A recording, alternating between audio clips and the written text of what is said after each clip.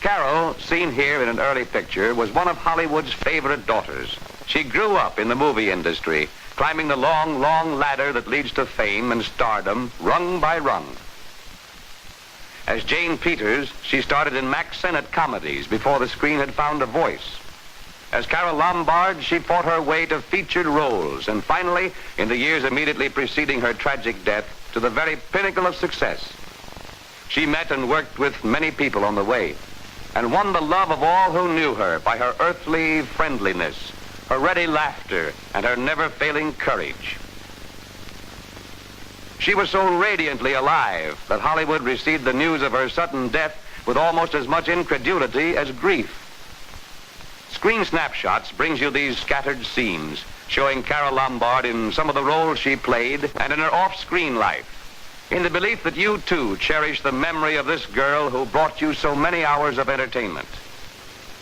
Carole left a legacy to Hollywood, not a treasure of money, but a wealth of happy memories.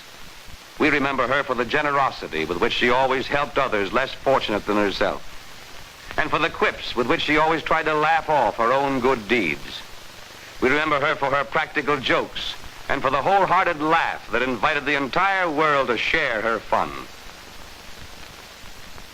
And we remember her for the unconquerable spirit that made her fight back and win when her career seemed wrecked forever by injuries received in a traffic crash. We remember the brilliant madcap who in 1931 married William Powell, and with her flair for witticisms made herself the toast of Hollywood's most famous wits. In this scene, you see Carole and Powell at a polo game soon after their return from a Honolulu honeymoon.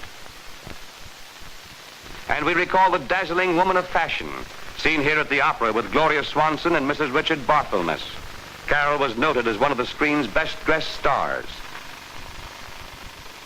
just as she was for the informality that made her scoff at Hollywood conventions.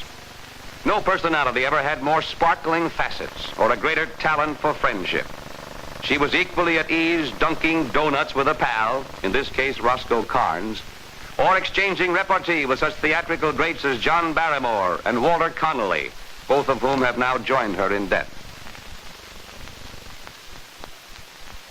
Or as you see her here with Robert Riskin and Mr. and Mrs. Richard Barthelmess, taking her just place as one of the leaders of Hollywood society.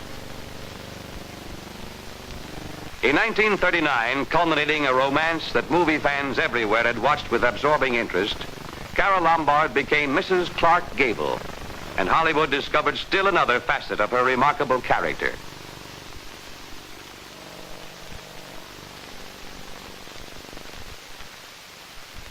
Despite their constant participation in the film colony's outstanding social events, this scene shows them at the annual Southwest Tennis Championships. Her acting acquired new brilliance, and Hollywood rewarded her with the best roles of her career.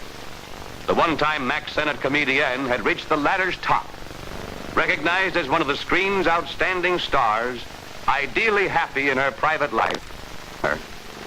And then on December 7th, 1941, the United States was hurled into war. On January 12th, accredited by the United States Treasury, she went to her native Indiana to promote the sale of war bonds. On the night of January 16th, the plane returning her to Hollywood crashed against a mountain peak.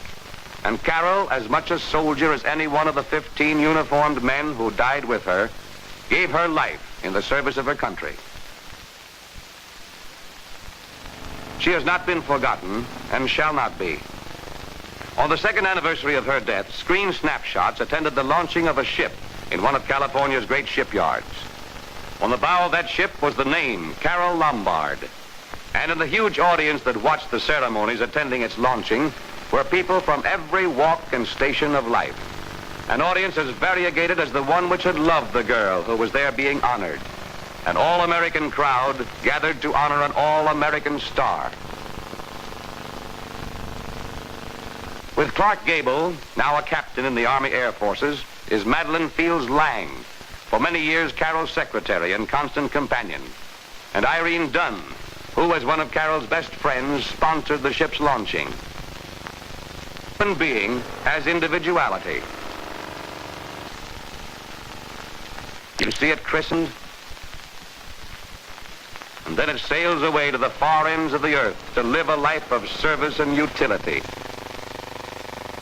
And its name will be spoken in hundreds of far-flung ports. The Liberty ship Carole Lombard carries a name that is dear to millions of Americans, a name which stands for courage, friendliness, sincerity, and sacrifice. May it bear the name proudly, for it was the name of a very gallant lady.